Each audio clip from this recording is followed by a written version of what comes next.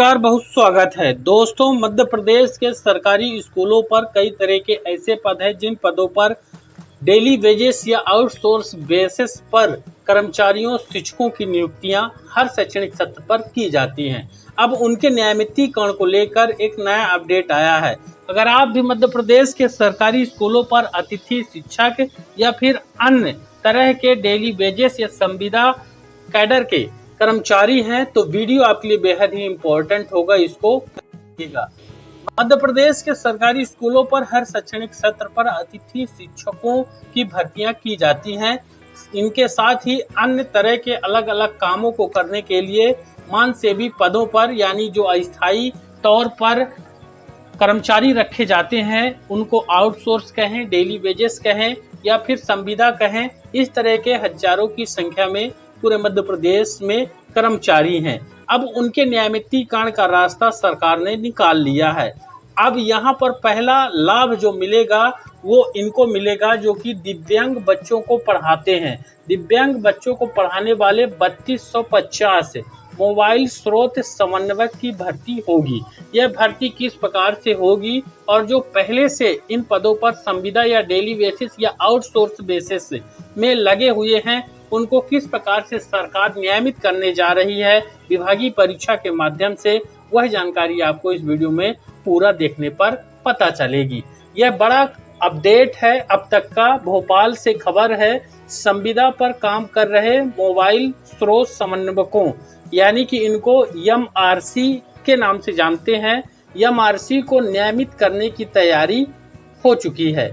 शिक्षा विभाग ने 3000 से अधिक विशेष शिक्षकों यानी दिव्यांग बच्चों को पढ़ाने वाले की नियमित भर्ती का प्रस्ताव कैबिनेट के लिए लगभग तैयार कर लिया है।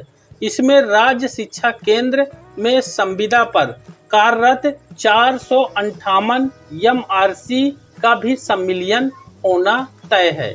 शासन स्तर पर प्रस्ताव को जल्द ही अंतिम रूप दे दिया जाएगा। अभी तक संविदा कर्मचारियों को सामान्य प्रशासन विभाग के नियम अनुसार नियमित रिक्त पदों पर कर्मचारी चयन बोर्ड की परीक्षा देनी पड़ती थी। तो यहाँ पर आप देख सकते हैं कि किस प्रकार से जो इनके पदों को भरने का प्रोसीजर है वो कर्मचारी यानी कि जो ईएसबी है उसके माध्यम से परीक्षा के माध्यम से कर्मचारी चयन बोर्ड की परीक्षा के माध्यम से इन पदों पर रेगुलर भर्ती की जो प्रक्रिया है वो पूरी की जाती थी। अब विशेष शिक्षकों के 3250 पदों में से 458 पदों पर सीधे सम्मिलन और विभागीय परीक्षा होगी। यानी 458 पदों पर जो पहले से काम कर रहे हैं उनको विभागीय परीक्षा या सीधे सम्मिलन किया जा रहा है। जो बाकी बचे पदों पर बाहरी उम्मीदवार कर्मचारी चयन बोर्ड के माध्यम से रखे जाएंगे। इस कवायद से अब सब विभागों के जो संविदा कर्मचारी हैं उन कर्मचारियों का भी रिक्त पदों पर सम्मिलन का रास्ता या फिर विभागीय परीक्षा के माध्यम से नियमितीकरण का रास्ता खुल जाएगा।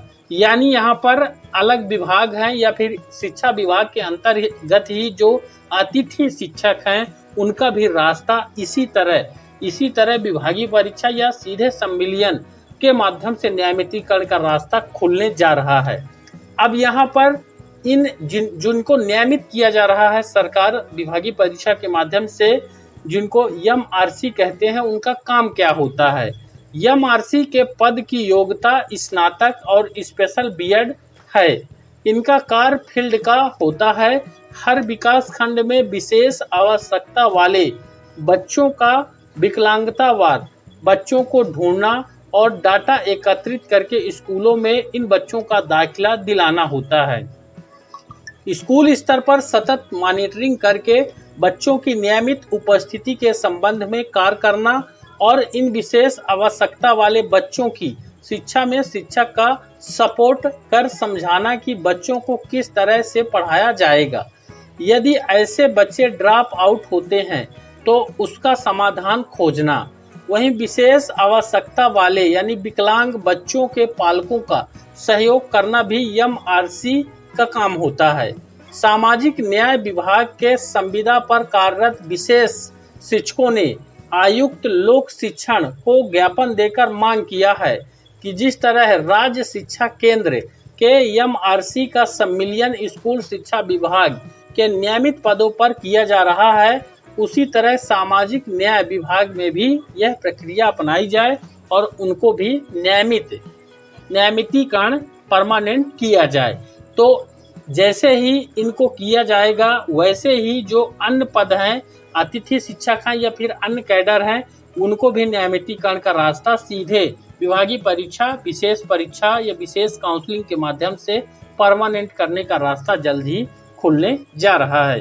वीडियो को ज़्यादा से ज़्यादा लाइक और शेयर जरूर करिएगा और चैनल पर नए हैं तो सब्सक्राइब भी जरूर कर लीजिएगा अगले हर जानकारी को देखने के लिए। धन्यवाद।